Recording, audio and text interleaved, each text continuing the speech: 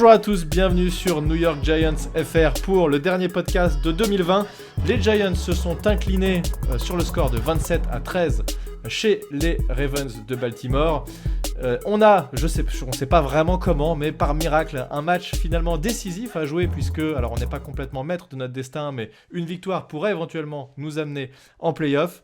Et j'ai avec moi, comme d'habitude, Thiergo. Comment s'est passé Noël, mon petit Thiergo ? Eh ben écoute, Noël en famille, j'espère que pour toi aussi et pour nos auditeurs, ça s'est bien passé. Donc forcément, la semaine dernière, c'était un peu compliqué de trouver le temps entre un morceau de dinde, une flûte de champagne pour s'arrêter et faire le podcast. Même regarder le match, hein. Et d'ailleurs, quand j'ai vu les highlights des Browns, je me dis que j'ai pas loupé grand-chose. Et puis j'ai regardé rapidement, en effet, ce qui s'est passé malheureusement contre les Ravens dimanche. Bon, les Ravens, ça me surprend un peu moins. Mais Oui. ce qui, en tout cas, est assez dingue, comme tu le dis, on arrive cette semaine à un match qui est extrêmement décisif parce que on pourrait en fait soit se retrouver potentiellement avec le 3e pick de la draft en étant dernier de la NFC East, je crois, ou alors se retrouver en playoff. C'est complètement dingue. C'est vrai que c'est un peu du tout au tout. Tu parlais de Cleveland, les Jets qui ont battu Cleveland, donc définitivement ils n'auront pas le QB dont ils rêvaient, les Jets, ça c'est sûr. En tout cas, je sais pas ce que ça veut dire que les Jets arrivent à accrocher Cleveland alors que nous on n'a pas réussi vraiment à survivre. On avait aussi notre quarterback remplaçant. Bon, en tout cas sur ce match des Ravens, effectivement, pas trop de surprises, on s'y attendait un peu. J'avais fait un prono qui allait un peu dans le sens où je pensais pas vraiment qu'on allait gagner. Toujours est-il qu'on a quand même été vraiment dominé, et si tu veux bien, j'aimerais qu'on parle de la défense en premier, parce qu'on a souvent dit des choses très bien sur notre défense, et pour le coup, je pense que cette fois-ci, si on ne peut pas au moins être compétitif sur ce match, c'est à cause de la défense, parce que si on regarde ce qui s'est passé, on encaisse 2 touchdowns sur les 2 premiers drives, et ce qui se passe en fait, et c'est dans le style de jeu des Ravens, qui sur le match font à la course 1 milliard de yards, je sais plus exactement, il faudra regarder, mais entre Lamar Jackson, 249 yards à la course en 40 courses. Ouais, t'imagines 250 yards, alors ils en font plus qu'à la passe, Lamar Jackson ne met que 183 yards, donc ils font beaucoup plus de yards à la course qu'à la passe, mais c'est vrai que c'est une menace dans tous les sens, et notre défense, qui pourtant est censée être une bonne défense contre la course, en fait, avec cette vraie menace d'un quarterback qui est vraiment ultra agile, d'ailleurs les commentateurs m'ont gavé à dire ils étaient vraiment que d'un côté à dire oh là là, mais regardez-moi ce jeu magnifique, c'est un jeu vidéo, on ne peut faire ça que dans Madden, machin. Bon, ils m'ont un peu saoulé. Bref, en tous les cas, MVP, hein, donc c'est pour ça, c'est c'est le joueur à la mode, donc on ne voit que Lamar Jackson. Il est impressionnant, il est impressionnant à regarder, hein, c'est sûr, mais moi ce que j'ai vu, c'est que en tout cas toute l'attaque des Ravens nous a roulé dessus. Et comme tu dis, notre défense n'était pas au rendez-vous. Ce que je ne comprends pas, c'est alors qu'on était vraiment très très bon pour plaquer les joueurs. Je pense notamment à une action en fin de match où Gus Edwards a attrapé le ballon le long de la touche. Et ben, en fait, tu as juste à le pousser pour qu'il sorte et on l'a laissé repartir et il a accumulé des yards. Et c'est pas le seul play, mais il y a eu tellement de plays où en fait ils avaient des yards après le contact. On s'est fait rouler dessus. Ouais, Isaac Edom qui s'il a augmenté son niveau, a quand même des problèmes niveau plaquage. Et donc, ce que je voulais dire, c'est qu'en fait, sur ce premier quart-temps, on a eu la balle en attaque sur 4 jeux. Alors, le premier drive, il y a eu double faux départ, coup sur coup, donc on se retrouve en 3e et 17, enfin un truc impossible à gérer, même si on en a géré finalement dans le match des comme ça. Et ensuite, on obtient un first down parce qu'il y a une faute, donc on gagne 5 yards et first down. Mais on joue 4 jeux, donc en fait, ils ont eu une possession, et c'est dans leur style de jeu, c'est jouer beaucoup en course. Et donc, le chrono s'écoule énormément. Ils ont remonté 2 fois le terrain et ils nous mettent 2 touchdowns et nous, on fait rien du tout. Mais ce que je veux dire par là, c'est qu'en fait, j'ai pas trouvé que notre attaque était vraiment ridicule dans ce match, puisqu'on a eu des bons drives, on a progressé, il y a eu des choses intéressantes, mais on a eu le ballon tellement peu. Et la défense a pas réussi en fait à mettre les Ravens dehors en attaque que c'était quasiment mission impossible pour nous. Ouais, tout à fait. Et puis en fait, en effet, je pense que contrairement à la majeure partie de la saison, ce qu'on a vu pendant la saison, cette fois c'est un peu plus l'attaque qui a porté cette équipe. Il y a aussi eu quelques actions clés qui ont été loupées. Moi, un joueur en qui je perds totalement confiance maintenant, alors je vais pas parler d'Evan Engram pour une fois, mais là c'est plutôt Darius Slayton. je sais pas, ça fait un mois et demi qu'il fait plus rien. Et là, sur ce match, visé 8 fois, 2 réceptions. Ouais, et Euh, surtout visé 8 fois, mais il y a eu une fois où il a une passe sur un tracé fade sur mm, l'extérieur. Alors il est très bien défendu, le corner met son bras bien au bon moment, mais il y a quand même moyen de faire une réception. Et une autre, je crois qu'en début de deuxième mi-temps, où il y a une balle qui est lancée en cloche et parfaitement sur l'épaule extérieure. Effectivement, le catch est compliqué parce que c'est le genre de catch où tu regardes à droite, le ballon arrive au-dessus de ton épaule, et en fait, tu es obligé de faire la réception de l'autre côté. Mais il a déjà fait ce genre de réception, ouais, Darius Layton, voilà. on l'a déjà vu faire ça, et là il le loupe, alors que c'est un gain de 30-35 yards assuré, et c'est des points derrière parce qu'on est en position de field goal au moins. Et Et c'est voilà. vrai que ça fait mal de louper Ouais, ce genre de ouais. truc, quoi. Mais tu veux dire, même si on va pas non plus rentrer dans le détail sur la défaite contre les Browns, mais on a vu exactement la même chose contre les Browns, et je pense notamment à un play en deuxième mi-temps où on est à third and 10 et Colt McCoy envoie une passe nickel sur un Darius Layton qui en fait est démarqué et peut choper le first down, mais je pense même beaucoup plus que le Oui, first oui, oui, down, large, ouais. Ouais. et il lâche tout, et là tu en dis mais qu'est-ce qui t'arrive, gamin, quoi? C'est juste pas possible. On sait que c'est un gars, il a les capacités de le faire, mais il ne le fait pas. Alors, il n'y a pas Et que lui, il y a pas que lui qui nous Mais loupe il avait quand même, juste pour appuyer sur ce que tu dis, il avait des problèmes de drop au tout début. Ouais. Quand il venait d'université, c'est un peu ce qui lui était reproché. Il avait corrigé ça a priori, mais là, c'est en train de revenir. Et il a pas. On a eu des bribes de quelque chose. On se disait peut-être que c'est notre receveur 1. Et en fait, ce qu'on voit, c'est qu'on n'a pas de receveur 1, clairement. Ah non, non, non, mais ça, oui, je pense on l'avait déjà évoqué précédemment, hein. On est en manque de playmaker offensif, hein. Déjà, notre plus gros playmaker offensif, bah, ça fait pratiquement 2 ans qu'il joue pas, hein. Je parle de Saquon Barkley qui Ouais. est assez souvent blessé, mais Mm. à la réception, on sait déjà qu'on peut pas compter sur un Golden Tate de manière régulière. Non, Il mais apparaît. d'ailleurs, il a sûrement joué son dernier match puisqu'il sera plus là les deux dernières rencontres. Et c'est pas Ouais. forcément grave, il sera plus là l'an prochain. Non, mais voilà, donc en fait, c'est un gars qui était trop irrégulier. Un Sterling Shepard, c'est vraiment une valeur sûre. Et Oui. là, pour donner du positif, parce que c'est un gars, il a été visé 12 fois, 9 réceptions, 77 yards, un Un TD. TD. Donc, quel plaisir de voir le numéro 87 sur le terrain. Donc, mais lui, c'est pas un C'est numéro le 1. seul en fait, c'est le seul qui Voilà. sort du lot et qui arrive à faire quelque chose et qui est surtout constant. Quand t'es QB, t'as pas envie de lancer la balle à un mec où tu te dis t'as une chance sur deux qu'il la rattrape. Franchement, Ouais. c'est pas possible. Ouais, voilà, mais bon, ça reste quand même un receveur numéro 2. Bon, après, on a aussi un Evan Engram qui, on l'a énormément critiqué pendant toute la saison, et à raison, je pense, et on en reparlera un peu plus d'Evan Engram plus tard, mais sur ce match, mine de rien, il nous fait quand même 7 réceptions alors qu'il est visé 10 fois, Mhm. et pour 65 yards. Et Ouais, il mais a... il y a un des jeux où on est encore en troisième et short et où on fait la fameuse passe longue, qui est pas forcément idiote, hein, c'est pas forcément Hmm. bête ce jeu, mais on le fait un peu trop souvent. Et pour le coup, la balle est lancée en cloche, elle est lancée bien comme il faut. Il fait pas ce qu'il faut, Evan Engram, pour aller la chercher. Je suis désolé, mais t'es censé Pas être un assez pro fiable. bowler, va la Ouais. chercher quoi. Pas assez fiable, tout à fait. Donc, mais bon, après, c'est vrai que j'ai trouvé que sur ces 2 dernières semaines, on a une ligne offensive qui est loin d'être ridicule en pass protection. Je crois qu'on voit vraiment du progrès, notamment chez Andrew Thomas. J'ai toujours. Juste, j'ai un peu plus. Alors, sur le match dernier contre les Browns, très bien. Là, j'ai un peu plus de difficultés à te suivre parce que, rappelle-toi, ce drive, on prend 3 sacs d'affilée. En tout, on prend 6 Ça sacs vient dans du le côté match. droit, ça vient du côté droit Non, principalement les ah trois. oui, mais là, tu parles de la O-line en général. Ah oui, mais Pour non, mais bien Thomas, j'ai sûr. pas de problème, il a augmenté de niveau, il n'y a pas de souci. Mais Ouais, sur ouais. la O-line, le nombre de faux départs qu'on fait dans le match, le nombre de pénalités qu'on se prend, le nombre de sacs qu'on se prend, Cam Fleming. Cam compliqué. Fleming. Et là, Cam Fleming, c'est vrai. Et attends, et t'as Matt Peart qui se prend 2 Oui, sacs mais d'affilée aussi, hein. non, mais tout à fait. Non, mais c'est ça. En fait, je pense qu'en fait, à part, il y a cette série en effet en fin de match où ils se prennent 3 sacs d'affilée. 2 sont de la faute de Matt Peart. Il se fait complètement bouffer. Parce qu'en fait, je pense que le Joe Judge a dû se dire non, mais Cam Fleming, on n'arrivera à rien. Allez, pam, Mhm. on le met sur le banc, on fait tourner les gars. On se rend compte que on a encore du travail à faire sur cette ligne offensive. On peut pas se dire Matt Peart, c'est le right tackle du futur.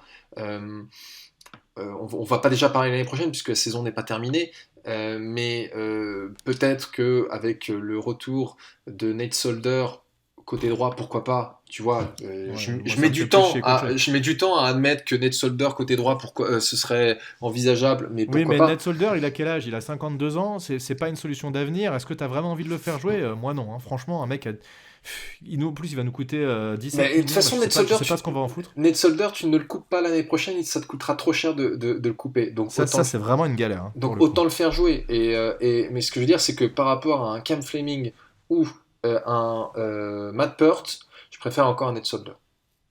À côté d'un Kevin Zeitler. Et bah, moi je suis Euh, pas d'accord avec toi. Je préfère mettre un Matt Peart qui doit se développer et s'améliorer plutôt qu'un Ned Solder où il n'y a pas d'avenir et ce sera qui te lâche forcément deux une sacs saison. d'affilée. Ah non, je suis pas d'accord que. Bon, Ouais, ouais, mais ce match-là, non mais ça c'est le fera en premier effet match où je le partie vois des. Ouais, c'est mais le ça premier fera match partie où je le vois des vraiment sujets pourri, hein. d'intersaison. Ouais, ouais, non, mais attends, Il a jamais eu ce niveau-là depuis le début de la saison. C'est le premier match où ça lui arrive, où vraiment il passe à côté. Mais sinon, il a été très bon. Rappelle-toi, même les tout premiers matchs, il avait des stats. On disait, mais comment c'est possible? Le mec, il a des notes PFF qui sont stratosphériques. Je pense qu'il y a de quoi faire avec lui. Et je préfère largement qu'on mette un jeune en devenir qui doit s'améliorer qu'un mec qui est là où on sait maximum, il sera là pour une saison. Max, c'est Ouais. sûr. Oui, mais tu vois, en fait, un Matt Peart, sauf erreur de ma part, il n'a pas encore fait de match complet. Il n'a joué que quelques snaps par match jusqu'à Oui, présent. exact. Tout à fait, t'as raison. Et ça, mine de rien, c'est un élément ultra important, hein. Et d'ailleurs, c'est quelque chose à laquelle les scouts font attention quand ils regardent les joueurs avant de les drafter. Tu as des joueurs qui, parfois, en début de match, sont absolument dominants, et puis ils Mhm. sont cramés à la mi-temps, voire à la fin du Ouais, premier quart-temps, et ils font plus rien le reste du match. ouais, ouais. Ça, c'est un truc. Mais bon, enfin, tout ça pour dire que, mine de rien, bon, on s'est pris 6 sacs, je crois, sur ce 6, match. exact. Ouais. Je dirais qu'il y en a un ou deux qui peuvent être attribués à nos running backs qui Oui. sont pas forcément sur leur rôle de bloqueur. Mhm. Mais, euh, mais ouais, enfin, pour revenir à ce que tu disais initialement, notre attaque n'a pas été ridicule. Elle n'a pas été ridicule, malgré tout, ça reste une attaque qui a été, on va dire, très moyenne. Et le souci, en fait, hein, c'est un souci qui arrive souvent, où là, on va se dire, mais c'est pourquoi on n'a pas fait plus de courses. On avait fait ça contre les Seahawks, ça avait marché, il n'y a pas de raison. Surtout que là, tu as un Wayne Gallman qui a 4 yards et demi par course. Et en fait, c'est la physionomie du match qui fait que c'est pas possible de courir comme ça. Et ça a été un problème. Ça joue surtout, ça joue sur le fait qu'on peut pas qu'on peut pas courir, pardon, puisque il faut gagner des yards, puisqu'il faut recoller au score. Donc, on se dit qu'à la course, on a quand même moins de chances de faire des gains de 15-20 yards, comme ça peut être le cas, et comme ça a été le cas plusieurs fois, là, pas sur ce match-là. On se retrouve souvent en deuxième, troisième et longue à cause des pénalités ou des jeux ratés. Donc, pareil, on est obligé de lancer la balle. Et ça a un autre impact aussi, c'est que la défense de Baltimore, qui est déjà agressive, là, pour le coup, savait très bien qu'on allait lancer la balle, puisque, attends, je regarde, dans le jeu, on a fait 6, 9, 10, 11 courses. Donc c'est plus une course de Daniel Jones pour 3 yards, mais parce que c'était même pas une course qui était forcément prévue. Donc on a lancé 41 fois. Donc les Ravens savaient ce qu'on allait faire. Ils ont mis énormément de pression sur la ligne avec beaucoup de blitz. Et forcément, ça a amené beaucoup de sacs aussi. Donc tu vois, en fait, le fait d'être mené au score, il joue sur la physionomie du match, il joue sur le playbook que tu dois gérer différemment pour un play calling qui doit être adapté. Tu peux plus courir, tu te fais saquer. Enfin, quand t'es mené, c'est vraiment la galère. Et là, ça s'est ressenti à 200%, puisque j'ai eu l'impression de voir les Giants de l'an dernier, moi, où on commençait systématiquement nos matchs par 14-0. C'est ce qui s'est passé là exactement, où on a 4 jeux. J'ai jamais vu ça en fait. Je crois que le record, on a fait un jeu de plus que le record NFL qui est de 3 actions offensives en premier quart-temps. Ouais, Donc on n'était pas loin. ouais, ouais, ouais. Alors aussi un autre élément à prendre en compte, c'est, je pense que quoi que dise l'équipe, on a récupéré un Danny Jones qui n'est pas à 100%. Les ischios, on se remet pas comme ça. Bah, il a pas, Et t'as vu, il y a eu aucune course, hein, donc non, bon. mais voilà, il peut plus, il a pas la mobilité de milieu de saison. Et Il a quand même été bien meilleur que dans le match précédent où il était revenu, ouais, où là vraiment il jouait sur une jambe et un genou, ouais, quoi. ouais, tout à fait. Non, non, non, là, il était plus en confiance et d'ailleurs j'ai trouvé qu'il se tenait plutôt bien dans la poche. Il y avait des moments où Mhm. il était sous pression et il attendait le bon moment pour se débarrasser du ballon. Il le Il fait pas gardait de pas trop fumble, hein, longtemps. si je dis pas de bêtises. Non, non, pas de fumble, pas Bon. de turnover, hein, Encore un match avec pas de turnover, là on Bah, sent qu'il y a quand même un progrès, tu ça vois. montre encore qu'il y a du progrès, hein. Je veux Mm. dire, tout n'est pas rose dans cette équipe, mais tout n'est pas noir non plus. Mhm. Donc c'est Je pense qu'il Ouais. faudrait faire un truc, c'est Daniel Jones. Alors malheureusement, il était absent quelques matchs, mais prendre ses stats de la première moitié de saison versus les stats de la deuxième moitié de saison, à Hmm. mon avis, ça aurait plutôt de la gueule. Je crois qu'il n'a pas été intercepté depuis 170 passes quasiment, Daniel Jones. Donc au niveau de la ball security, il s'est vraiment amélioré. Bah oui, oui, alors attends, là si je regarde un peu, il n'a plus été intercepté depuis le match contre le match retour contre les Washington Ah bon, c'était Football pas Team. contre les Buccaneers son dernier Non, Non, non, c'est pas parce qu'en possible. fait, tu vois, il a été intercepté. Non, mais oui, pardon, je me suis mal exprimé. Ce que je veux dire, c'est que sa dernière interception date en effet du match contre les Buccaneers. Mais c'est-à-dire Ah. que le match retour de Washington, il a aucune interception et puis il en a jamais eu.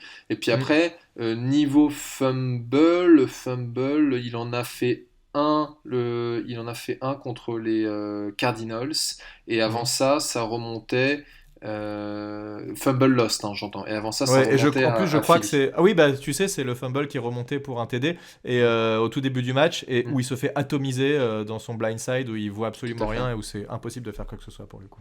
Ouais, tout à fait. Donc, non, alors déjà, quand tu regardes, hein, grosso modo, sans tout additionner, sur la deuxième moitié de saison, en effet, il y a carrément moins de turnover qu'avant. Alors que première moitié de saison, bah, il y avait au moins un ou deux turnovers par match, on s'en sortait pas. Ce qu'on note aussi, c'est il y a aussi un peu moins de TD. Alors, il n'a pas joué tous les matchs, mais si tu comptes depuis le match de Tampa Bay inclus, il n'a lancé que 4 TD à la passe. Mhm. Ouais, ouais, il y en a pas beaucoup, mais en même temps, il n'y a pas beaucoup de TD tout court de la part des Giants, donc c'est aussi un problème global de l'attaque et Mm. on en parlait tout à l'heure avant d'enregistrer, mais ça pose clairement le problème Jason Garrett.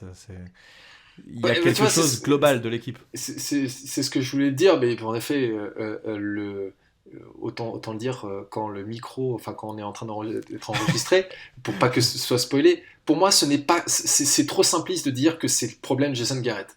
Je suis désolé, quand un Darius Slayton drop un ballon, c'est pas un problème de Jason Garrett. Quand un Colt McCoy envoie un ballon trop court dans l'end zone alors qu'il y avait de la place devant Evan Engram, c'est pas un problème de Jason Garrett, c'est un problème d'exécution. Pour moi, il y a des problèmes de Jason Garrett, il n'y a pas de doute, mais il y a aussi des problèmes d'exécution. Et il faut travailler sur les deux. Parce que si tu changes encore une fois hein, de coordinateur offensif, ça fera le quatrième coordinateur offensif de Daniel Jones depuis sa dernière année à Duke. Donc ça veut dire qu'il doit repartir de zéro encore une fois. Si à côté il n'y a pas d'exécution, ben, en fait on va changer de coordinateur offensif tous les ans et on n'aura jamais réglé le problème. Mais alors, je suis d'accord avec toi sur ce match, effectivement. Le problème est venu des joueurs qui n'ont pas réalisé ce qu'ils faisaient, de la défense qui n'a pas été présente pour soutenir cette attaque et lui laisser plus de chances de marquer des points, de la O-line qui n'a pas forcément réussi, etc. Enfin, ça, on l'a déjà dit.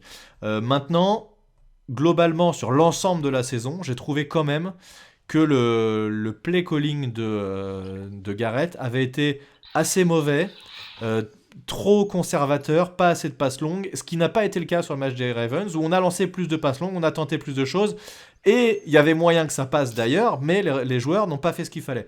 Donc effectivement, si tu me dis Jason Garrett, moi en fait je m'en fous que ce soit Jason Garrett ou quelqu'un d'autre, mais ce que je veux pas c'est un coordinateur offensif qui ne laisse pas Jones lancer des passes, qui lui fait Mmh. faire enfin tous les tu l'as vu, hein, Ouais, c'est non, mais passé ça sur les j'entends réseaux bien. sociaux plein de fois, les tracés où tu as 4 receveurs qui font 4 stops à 5 yards.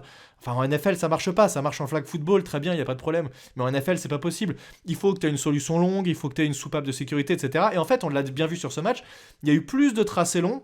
Et ça ouvre les tracés courts. Parce qu'en fait, les DB sont obligés de jouer un peu plus long et vont prendre un peu plus de recul. Et donc, sur les tracés courts, eh ben, on va pouvoir gagner plus de yards plus facilement. Et on l'a vu un petit peu ici.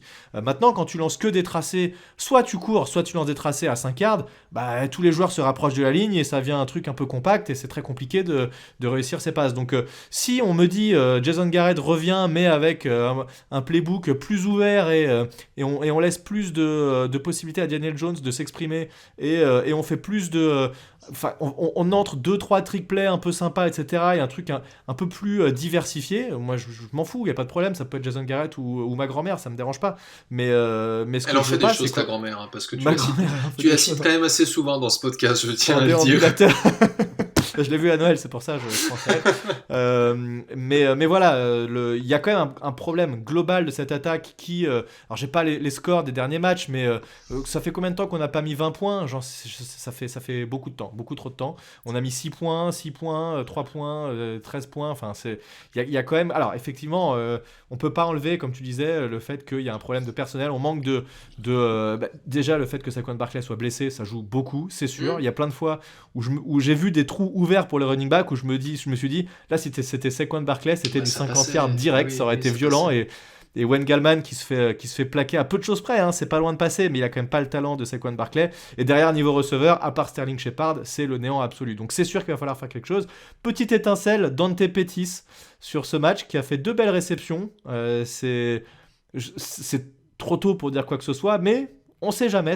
T'imagines, on a trouvé là peut-être un joueur sympa qui serait pas notre receveur numéro 1, mais ça pourrait être intéressant quand même, à voir ce que ça va donner. En tout cas, ça renforce mon avis qu'il faut qu'on draft ou qu'on récupère un receveur numéro 1 très très rapidement pour la saison prochaine. Mais juste un dernier mot sur Jason Garrett. On l'a souvent dit dans ce podcast que il fallait pas se débarrasser de Daniel Jones trop tôt, qu'il fallait lui donner une saison de plus pour montrer qu'il était capable de progresser. Moi, je pense que si on change le coordinateur offensif, on ne verra pas de progrès chez Daniel Jones. Parce que Daniel Jones va, encore une fois, on va appuyer sur le bouton reset et on va lui dire, allez, vas-y. Maintenant, en plus, avec un peu de chance, ça va être encore une intersaison pleine de confinement. Donc, encore une intersaison anormale où les joueurs n'ont pas l'occasion de se voir. Donc, en fait, à la limite, si... autant donner une dernière chance au duo Garrett et Jones pour 2021. Et je suis d'accord avec toi. Au bout d'un moment, on va pas non plus se taper la tête contre le mur indéfiniment. Si ça marche pas et on passe à autre chose. Mais là, si tu repars sur une saison entière minimum, c'est ça le problème. Mais oui, mais moi je vois pas le problème. Très franchement. Moi, je vois le problème si on est encore 32e ou 31e attaque de la ligue. Mais oui, moi, je pense que globalement, il n'a pas montré suffisamment de choses. Tu peux pas avoir un coordinateur offensif qui est 31e attaque de la ligue et dire non, mais il a fait des bonnes choses. Non, il a quand même montré des bonnes choses. On a vu de l'évolution. Je pense que là, son play calling, il doit revoir sa copie parce qu'en fait, il ne peut plus jouer sur la dimension course de Daniel Jones qui lui manque beaucoup. On est quand même tous les deux d'accord pour dire qu'il manque de playmaker. Moi, je suis Joe Judge, je dis à Daniel Jones et à Jason Garrett, bon les gars, nouvelle saison, on vous a ramené de la chair fraîche, potentiellement un receveur numéro 1, espérons-le, un Saquon Barkley en forme, et pourquoi pas un peu de renfort sur la ligne offensive. Vous n'avez plus d'excuses.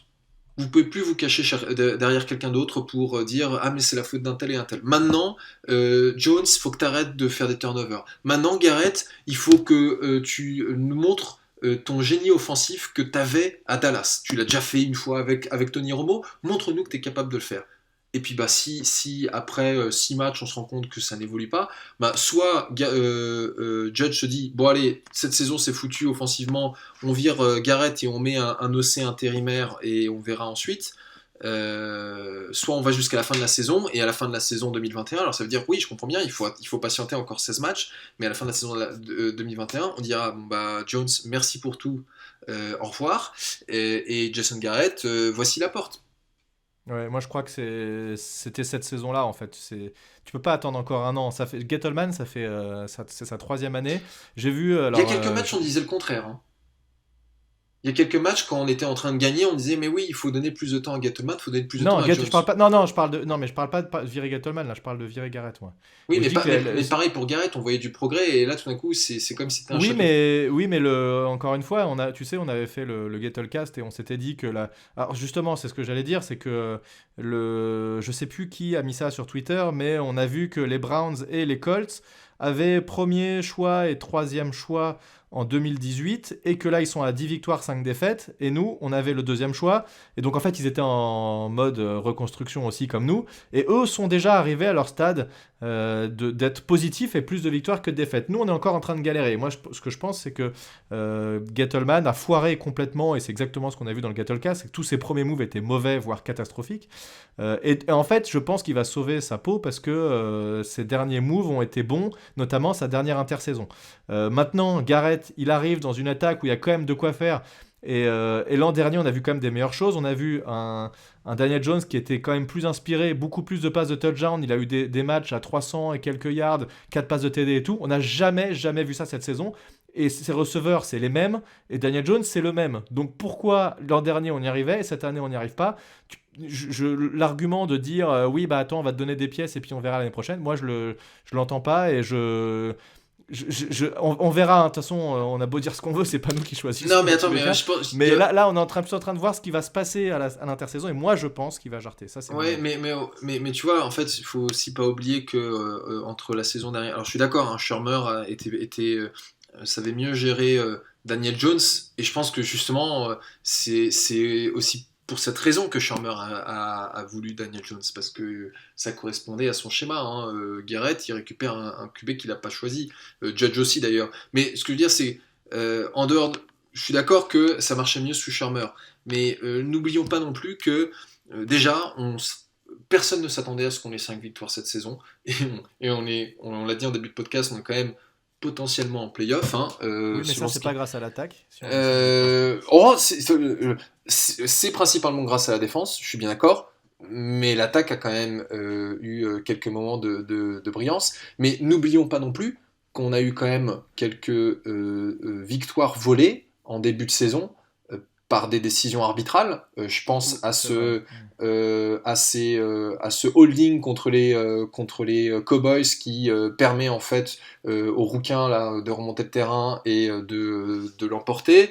Je pense à cette defensive pass interference contre les Eagles qui n'a pas été sifflée sur une two-point conversion qui aurait fait tomber. Donc en fait, on est à 5-10, il y a rien, mais en fait, la marge de manœuvre pour être peut-être potentiellement à 7-8 aujourd'hui, elle est pas si grande que ça. Hein. Alors on est à 5-10, oui, certes, mais c'est pour ça qu'en fait, moi je suis assez réticent de dire, bon, de toute façon, le problème c'est Garrett et il faut qu'il dégage maintenant. Je trouve que c'est un peu jeter, comment est-ce qu'on dit, c'est pousser mémé dans les orties ou jeter le bébé avec l'eau du bain, voilà.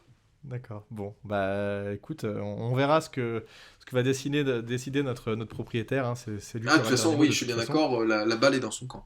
Ouais. Bon, et si on parle d'autre chose dans ce match, à part le fait que Graham Gano est encore à 2 sur 2, dont un field goal de 42 yards, il faudra regarder ses stats de saison, mais il a dû en louper un ou deux, donc c'est assez fort. Il est Il sur a une égalé série de quasiment 30 d'affilée, donc c'est Ouais, assez fou aussi. 29, il a égalé le record de.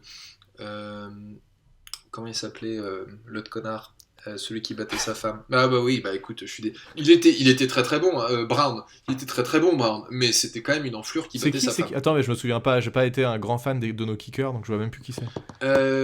C'était C'est avant quelle année ça? Rojas, c'était il y a 3-4 ans. Ah d'accord. Ah oui, Oui, on avait dû prendre Robbie Gould à la place. voilà, et en Euh, fait, Mara était au courant de l'histoire. Ah oui. C'était en pleine période où en fait Mara se la jouait en mode grand moralisateur des Cowboys qui prenait Greg Hardy, qui pourtant avait fait l'objet de poursuites pour violence domestique.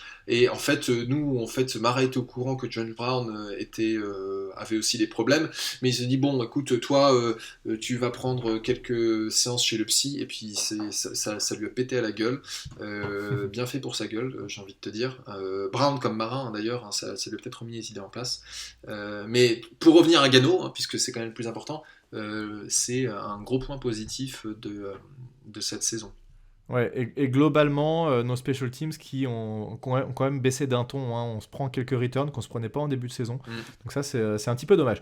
Bon, si on parle de l'actualité, on a quelques éléments à évoquer, notamment l'extension de Logan Ryan qui est reparti pour 3 ans. Donc c'est un joueur qui a été très bon pour nous et qui, depuis qu'il est arrivé, qui joue en safety, il a fait des choses très très intéressantes, notamment apparemment, hein, c'est ce qu'on entend, mais c'est que dans le vestiaire aussi, c'est un vrai leader et il est extrêmement important et il va challenger un peu ses partenaires, tu sais, il étudie beaucoup et il connaît le playbook par cœur sur le bout des doigts et il va challenger un peu tout le monde en disant voilà, s'il se passe ça, qu'est-ce que tu fais, machin, machin. Et ça, c'est vraiment intéressant parce qu'on a vu extrêmement peu d'erreurs dans cette défense, alors qu'on est reparti sur une défense de 0, hein, puisque on a changé de coordinateur. Mais l'an dernier, rappelle-toi, le nombre de couvertures qui étaient ratées, où tu avais des mecs qui faisaient des catchs avec personne à 30 yards autour, on en a vu un paquet. Curtis Riley. Cette année, Ouais. quasiment aucune. Hein. C'est assez impressionnant. J'ai l'impression que tout le monde connaît vraiment le playbook. Et des mecs comme Logan Ryan sont là pour recentrer un peu tout le monde. Et quand quelqu'un a fait un pet de travers, t'as des vrais leaders qui sont là, Martinez, Ryan, etc., qui sont là pour remettre un peu tout le monde dans le droit chemin. Donc il fait partie vraiment de ces cadres. Et ça fait plaisir de le voir re-signer. Ouais, tout à fait. Et juste pour resituer un peu le contexte de Logan Ryan, c'est un gars qui sortait de 3 saisons chez les Titans et qui a abordé l'intersaison. Apparemment, il voulait pas moins de 10 millions par an. Et donc, vu il trouvait pas preneur, il s'est dit bon bah allez, je signe un contrat d'1 an chez les Giants pour retenter ma chance un peu plus tard. Faire Et, mes preuves. ça a été payant, il a fait ses preuves. Faut aussi du coup rendre à César ce qui est à César, et en l'occurrence je parle de Dave Gettleman qui a misé sur Ryan, et aujourd'hui il fait le bon move en décidant de le prolonger donc pour 3 ans à 31 millions, dont 20 millions garantis. C'est un joueur qui a 29 ans, donc c'est pas un mauvais contrat, hein, parce que admettons qu'à partir de 31 ans il commence à être un peu moins efficace qu'avant, bon bah on le gérera avant sa 3e année de contrat, et ça ne coûtera pas grand chose. Donc voilà, chapeau aussi à Patrick Graham qui a su, parce que c'était un right cornerback surtout, et ben maintenant il en a fait un free safety. Donc c'est un gars qui fait du bon boulot, c'est largement mérité. C'est juste dommage qu'il soit pas reconnu par les fans et qu'il n'aille pas au Pro Bowl. Oui, alors justement, Pro Bowl. Donc Logan Ryan qui ne va pas au Pro Bowl. À la limite, c'est pas forcément le pire. Blake Martinez qui ne va pas au Pro Bowl, ça me gêne un tout petit peu plus. Oui. Qui d'autre aurait pu aller au Pro Bowl? On a Jabril Peppers qui aurait pu potentiellement aller au Pro Bowl, qui n'y va pas non plus. Leonard Williams qui aurait mérité d'y aller, qui n'y va pas non plus. Par contre, James Bradbury y va. Ouais. Et heureusement, Evan Engram, qui fait une saison exceptionnelle, a largement mérité d'y aller. Mais alors, tu sais que quand j'ai vu ça, mais j'ai regardé Twitter 2 fois et je me suis dit non. Il y a une blague. En fait, non, d'ailleurs, j'ai pas vu ça sur Twitter. J'ai vu ça sur Instagram. Parce que je suis quelques joueurs sur Instagram, et c'était Evan Engram qui postait un truc, sélection au Pro Bowl, je suis trop reconnaissant, c'est super, blablabla. Et là, je me dis, mais c'est quoi cette blague? Je suis allé voir et j'ai halluciné. Et quand tu regardes un peu les statistiques des autres tight ends, alors surtout pour NFC East, alors il faut savoir que l'autre tight end qui a été sélectionné à ses côtés, c'est TJ Hawkinson des Lions. Ouais. Et alors, Hawkinson, il a eu... alors d'ailleurs, c'est marrant parce que les deux tight ends qui ont été sélectionnés pour la NFC East ont des stats à peu près comparables, dans le sens où Hawkinson a été ciblé 98 fois pour 64 réceptions, pratiquement 700 yards, 7 TD. Evan Engram, c'est ridicule. C'est 105 cibles, 61 réceptions, 640 yards, 1 TD. Ouais, alors le 7 TD, 1 TD, il fait mal. Autant le reste, c'est à peu près équivalent, autant le. Ouais, voilà, ça joue TD. surtout. Mais en fait, ce que je ne comprends pas, c'est. Le Pro Bowl, c'est un vote des fans, c'est un vote de popularité. Pourquoi pas un Rob Gronkowski qui marque 7 TD alors qu'il a 52 ans comme son pote Nate Solder? Non, mais c'est vrai. Pourquoi pas un Logan Thomas? Enfin, je veux dire. Généralement, je suis très content quand il y a des joueurs de mon équipe qui vont au Pro Bowl, ça fait toujours plaisir. Mais Evan Engram nous a perdu tellement de matchs que. Non, mais c'est pas du tout mérité, il faut être honnête, hein, clairement. Mais en fait, je sais pas ce qui est passé par la tête d'autant de fans pour se dire tiens, Evan Engram. Bah ouais, j'en sais rien. Mais comme quoi, le Pro Bowl, c'est vraiment une blague et ça n'a aucune logique en fait. C'est pas parce que t'es sélectionné au Pro Bowl que tu te dis je suis un champion du monde. Non, mais voilà, après, bon, tant mieux pour lui, ça lui fait quelques sous en plus. Bon, voilà. Mais, ce qui veut vraiment dire quelque chose, c'est l'équipe All Pro. Ça, c'est, tout à fait. Ça a vraiment de la signification. Mais le Pro Bowl, aucun intérêt. Bon, est-ce qu'il y a autre chose que tu voulais dire sur l'actualité? Oui, nos amis. Alors, avant de parler de nos amis des Washington Football Team, Je voudrais juste qu'on passe en revue les différents scénarios qui nous permettraient de Bah nous vas-y, qualifier. parle de Washington et on finira par cette Par les qualification. scénarios de playoff, Ouais, ok, ouais, bon, ouais. bah Washington tout simplement. Mais c'est toi d'ailleurs qui me l'a appris, hein, puisque moi je surveillais pas du Oui, je t'ai tout. envoyé un texto quand j'ai vu ça, parce que ça m'a bien fait rigoler. Voilà, moi je regardais tranquillement une comédie romantique chez moi et puis j'ai reçu ça, je suis ah, Tu regardais Coup de coude à Notting Hill, tranquillement, seul. seul. Ma copine m'a dit ça m'emmerde ce genre de truc. Ouais. Euh, Tu veux pas mettre un match de foot US à la place? T'as dit non, non, quand même. et ouais, et donc les Washington Football Team qui, plus de 10 jours après qu'ils aient trouvé Dwayne Haskins c'était quoi, dans un strip club, enfin il était en train de faire la Ouais. fête sans masque Mm. après que son équipe soit fait battre par les Seahawks, ont décidé de le virer en plein milieu de semaine alors qu'ils arrivent quand même à un match clé où potentiellement ils vont remporter la division. Bah, Je pense eux, pour le que coup, ils ont leur avenir entre les mains, hein, ouais. s'il suffit qu'ils gagnent pour être Oui, qualifiés. mais en fait, tu vois, c'est quand même assez parlant de se dire que Ron Rivera s'est dit j'ai un Alex Smith qui est pas en super forme, Mm. j'ai deux backups que personne ne connaît, qui n'ont jamais lancé de ballon en NFL, en match de NFL, et j'ai Dwayne Haskins qui est un ancien first round pick. Et ben il s'est dit en fait Dwayne Haskins, je n'ai plus envie de le voir, c'est dehors. Direct, Mm. il l'a foutu dehors. Et, Il a même pas attendu le dernier match, en fait, c'est ça qui est drôle. voilà, mais voilà, donc voilà. Alors, Et ils ont pas essayé de l'échanger non plus, tu vois, et rien du tout, bah, de toute c'est façon, là, à dégage. ce stade de la saison, c'est trop tard. Mais Non, mais tu peux attendre l'intersaison, tu le gardes et t'attends l'intersaison pour en faire quelque chose, tu vois, t'étais pas obligé de le virer maintenant, quoi. non, mais Mais comme quoi, il en voulait vraiment plus. non, il en voulait vraiment plus. Alors, Je euh, pense que c'était un problème aussi dans le vestiaire, hein, c'était on pas que en. sur le terrain. Ouais, c'est pour ça. Alors, moi qui ai fait preuve d'un peu d'humour noir, je te partageais cette image de NFL meme qui disait bravo à Ron Rivera enfin, d'avoir battu le cancer 2 fois en une année. Parce que pour ceux qui ne le savent pas, Ron Rivera avait un cancer Oui. et bon, bah, il est à nouveau en bonne santé. Mhm. Et le deuxième cancer, quand sur l'image, tu voyais en fait Dwayne Haskins. Mm. Donc là, tu te dis waouh. Mais en tout Ouais, cas, dur. ce qui est quand même assez, j'ai pas envie de dire jouissif parce que ce serait quand même de se délecter du malheur d'un autre, mais euh, les fans sur Twitter ont tellement bâché les Giants pour avoir pris Daniel Jones plutôt que Dwayne Haskins en disant qu'il Mhm. fallait prendre Dwayne Haskins, que c'était les meilleurs quarterbacks, blablabla. Et bah, il a plus d'équipe. Bah ouais, comme quoi, hein, c'était une bonne analyse finalement des Giants de pas le récupérer, et il y avait une raison à ça. Mm. Et d'ailleurs, encore une fois, hein, prononcer des jugements le soir même de la draft ou le lendemain, ça n'a vraiment aucun sens.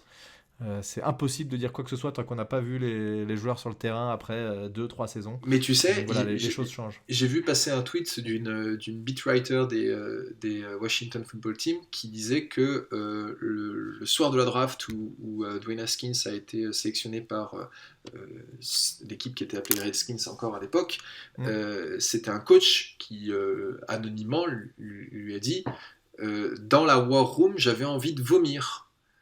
Alors que tous les coachs étaient contre l'idée de prendre Haskins, c'était le propriétaire et le GM qui disait non, non, non, on va prendre ce gars-là, c'est lui qui. Ah ouais? Ouais. Donc en fait, il y avait déjà une opposition. Alors c'est toujours plus facile de le dire après coup, hein, parce que bien entendu, quand tu as le joueur, tu dis oui, oui, il est formidable, on l'adore, il va remporter le Super Bowl Oui, avec oui, lui. bien sûr. Ouais. Et là maintenant, tu as toujours les gens qui disent ah non, en fait, on n'avait pas envie de lui. Bon, alors tu me disais tout à l'heure que tu avais un peu de peine pour lui. Je pense aussi que je comprends aussi ça parce qu'il s'est retrouvé dans une mauvaise situation. Il s'est retrouvé avec un nouveau coach qui manifestement n'avait pas envie de lui, hein. D'ailleurs, il l'a montré très très clairement Ouais, ouais. en faisant un trade avec son ancienne équipe pour récupérer un backup QB. Donc, bon. Non, mais je veux dire, c'est un peu triste, c'est toujours triste de voir un joueur comme ça, prometteur, qui finalement donne rien et se retrouve viré de son équipe si rapidement. Donc c'est surtout ça. Après, je pense qu'il l'a mérité, qu'il n'a pas fait ce qu'il fallait, et il n'a pas été un vrai professionnel comme il aurait pu l'être et pour défendre sa place. Donc voilà, il l'a aussi un peu mérité. Bon, si on parle, on finit sur ça, quelles sont les possibilités pour nous d'accrocher les playoffs cette année? Il ne doit pas y avoir 10 000 scénarios, hein. De toute façon, forcément, nous, il faut qu'on gagne déjà, pas le choix, qu'on batte les Cowboys qui, sont quand même assez chauds en ce moment et qui mettent des points. Donc leur attaque est assez en jambes, mais si je dis Oui, pas de mais eux, bêtises, ils ont il des faut... playmakers, contrairement à nous. Oui, Des bah, gens les en shoot playmakers une en, couche. en receveur, ils en ont, ça, il n'y a aucun souci par rapport à nous, c'est clair. Et en running back aussi. Euh, Mais ouais, après, Ezekiel Elliott, bon, c'est pas un manchot, quoi. non, bon, nos running backs, c'est pas ce qu'il y a de pire au monde non plus, mais bon, c'est surtout nos receveurs pour moi, il y a un problème. Mais bon, Hmm. c'est vrai que notre attaque est quand même diminuée. Et il faut aussi que Philadelphie batte Washington, c'est ça, si je dis pas de bêtises. Alors, bon, il y a trois scénarios. Ah, il y en a trois, carrément, je Non, non, pensais non, qu'il y en non. avait vraiment que... En effet, pardon. Le scénario dans lequel nous, on remporte la NFC East, ce à quoi personne ne s'attendait, c'était si les Redskins, enfin la Washington Football Team perd et que les Giants battent les Cowboys. Les Eagles ont eu le bon goût de perdre contre les Cowboys la semaine dernière et Mhm, on les en remercie. mhm. Donc ça, c'est le Ça, c'est scénario. des potes. Voilà, Vrais ça, potes. c'est des potes. On salue Victor d'ailleurs. Euh, et nos amis du Fly, Podcast Fly. Podcast Fly. Donc ça, c'est le meilleur scénario pour... et encore que on pourrait en discuter de est-ce que c'est le meilleur scénario vis-à-vis de la draft, blablabla, est-ce qu'il faudra... Bon, voilà. Oui, oui. Bon, en tout cas, si on se dit qu'on a envie d'aller en playoff. Voilà, et non, si on se dit qu'on a envie d'aller se prendre une branlée en playoff, puisque... Oui, mais c'est pas grave, ça ferait quand même plaisir d'aller en playoff. Franchement, Mais moi, d'ailleurs, je prends tous les jours. ouais, et d'ailleurs, Joe Judge a été très clair sur ce point-là. Il a dit le succès de cette saison ne dépendra pas du fait qu'on a été en playoff ou pas. Et je suis tout à fait d'accord avec lui. Même si on ne va pas en playoff, il y aura du positif sur Hmm. lequel il Oui, faudra miser. Et bien entendu, être critique et réparer le négatif. oui. Après, l'autre scénario, c'est si donc la Washington Football Team gagne la division s'ils remportent contre les Eagles, enfin s'ils battent les Eagles, pardon. Donc même si on gagne contre les Cowboys, ils gagnent la division. Et le dernier scénario, c'est si la football team perd et que les Cowboys battent les Giants, ce sont les Cowboys qui remportent la division. Voilà. Ok. Et donc je crois que le scénario dans lequel nous on se retrouve dernier de la division, c'est si on perd contre les Cowboys et que la Washington Football Team remporte la division, enfin gagne son match. Et là en fait on se retrouverait, si je dis pas de bêtises, avec le troisième pick de la draft. Ça peut être pas mal aussi, en fait. Mm, Ça mm, peut être pas mm, mal mm, aussi. mm. Parce que t'imagines... ouais, non, on va pas commencer à faire des scénarios, on verra ça plus tard. Non, parce qu'il va Mais le falloir, troisième pick pourrait être sympa ouais. aussi. En fait, tu vois, là, les deux scénarios que j'ai en tête qui me vont bien, moi, c'est soit on va en playoff, aucun souci, pas de discussion. Mais si on n'y va pas, autant qu'on finisse le plus bas possible. Parce que être dans une situation intermédiaire, ça a presque pas d'intérêt finalement. Ouais, alors je sais pas comment est organisé le planning de la NFL pour dimanche prochain. Si nous on joue, est-ce qu'on joue notre match en même temps que Washington? Est-ce que Washington joue avant nous? Euh, mais bon, de toute façon, Joe Judge n'ira jamais dire à ses joueurs, bon, Washington l'a emporté, vous pouvez vous coucher par terre pendant ce match. Non, je pense que personne ne le Non, mais comprendrait. peut-être que tu peux faire jouer les remplaçants pour être sûr de ne pas blesser quelqu'un. Tu vois, nous on joue à 1 heure, donc c'est 7 heures là-bas. Non, pardon, n'importe quoi, je dis l'inverse. Sur le site, c'est déjà directement à la bonne heure. Donc c'est 7 heures chez nous. Et Washington Eagles, c'est à 2h20 du matin. Oui, donc en fait, Donc, c'est nous qui allons déterminer ce qui se passe. Enfin, c'est-à-dire que ouais, ouais. je pense que c'est les Washington Football Team qui va regarder notre match et selon notre résultat, ils seront plus ou moins motivés. Ils sauront de toute manière que. Enfin, non, de toute façon, c'est bête ce Non, que mais je non, dis. mais dans tous les cas, il faut qu'ils Il faut gagnent. qu'ils gagnent, c'est ça, oui. Parce que j'allais dire, ça se trouve, si on Non, non, perd, non. ils vont juste la jouer cool, mais Non, non. parce que si on perd, les Cowboys sont à 7-9 et du coup Washington est derrière. Donc non, il faut quand même qu'ils gagnent. Et si nous on gagne, il faut qu'ils gagnent aussi. Donc en fait, ils n'ont pas le choix. Washington, ils gagnent et c'est fini pour tout le monde. Tu te rends Voilà. compte, on va devoir supporter les Eagles le week-end prochain.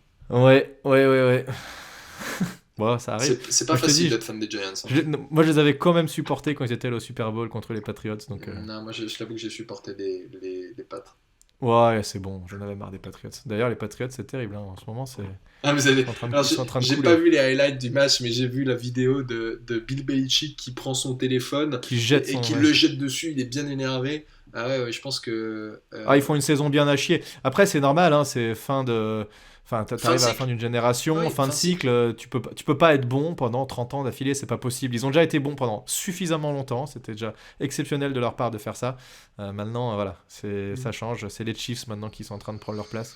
Bah, Je sais je pas combien pense, de temps ils ouais, seront bons, mais. Tom Brady, là c'est Tom Brady qui a remporté la rupture, puisque lui il est en train de Hmm, s'en tirer pas trop oui, mal bah, même plutôt bien, hein. chez les Il a une Bucks. super équipe Ouais. autour de lui, hein. Les Buccaneers ont réussi à créer une super Ouais, équipe, hein. mais c'est parce qu'il a choisi justement la bonne équipe pour aller. Je pense qu'il Ouais, serait dans une autre équipe. Enfin, il a plus les armes pour porter l'équipe tout seul, mais non. voilà. Mais par contre, bien entouré, il fait ce qu'il faut, hein, Papy Brady, hein, donc assez impressionnant d'ailleurs. Ouais. Et puis les Packers aussi, j'ai regardé le résumé de leur match, c'est aussi impressionnant, hein. Il est chaud, hein, Rodgers, hein. Mais tu vois, À mon avis, ce sera MVP. sans vouloir se lancer, puisqu'on va conclure ce podcast, mais Ouais, tout à ouais. l'heure, quand tu parlais justement du fait qu'il y avait eu de mauvaises décisions de Gettleman au début de son mandat en tant que GM, oui, il y a eu ça, mais il y a aussi des mauvaises décisions en amont de Jerry Rice, et on avait déjà parlé la dernière fois sur le fait qu'on a complètement gâché la fin de carrière d'un Eli Manning Mm. en n'améliorant pas tout d'abord la ligne offensive devant lui, et puis l'attaque autour de lui. Parce que je pense que Eli Manning aujourd'hui serait tout à fait capable de jouer encore en NFL. Oui, il pourrait, mais s'il Si on avait avait encore fait, envie. mais s'il avait encore envie, mais vu qu'en fait l'équipe autour de lui était pourrie, il avait plus envie de le faire, et donc ce que je comprends tout à fait. Et il a vu que les Giants avaient de toute manière tourné la page en prenant Daniel Jones, donc il a dit bon bah allez, je me Mais casse tu là. peux pas avoir un Eli Manning de 2011 qui porte tout le monde sur son dos, ça c'est juste plus possible. Voilà. Clairement. Bon, on va s'arrêter là sur ce podcast qui aurait été plus long que prévu. Merci Thiergo d'avoir été présent pendant ces périodes de fête.